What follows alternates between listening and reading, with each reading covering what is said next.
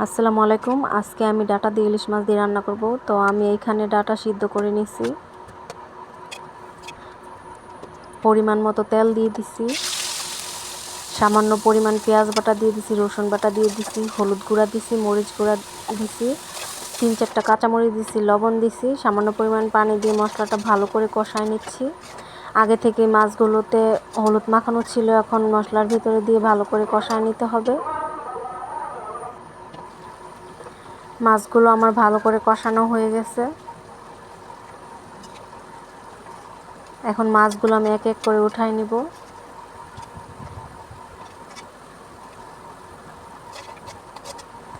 এখন আমি সিদ্ধ করে রাখা ডাটাগুলো দিয়ে ভালো করে মশলার সাথে কষাবো।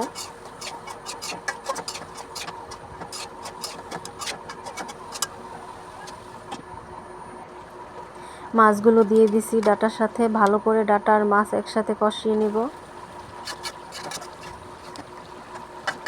ভালো করে নাড়াচাড়া দিয়ে কষাতে হবে।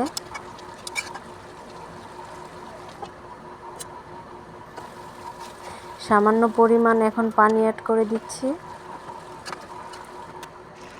তরকারিটা আমার হয়ে গেছে, দেখুন কালারটা কত দেখতে সুন্দর হয়েছে, খেতেও খুব সুস্বাদু হবে। আপনারাও আমার মতো ট্রাই করে দেখতে পারেন। ধন্যবাদ। আমার সম্পূর্ণ ভিডিওটা আপনাদের সাথে শেয়ার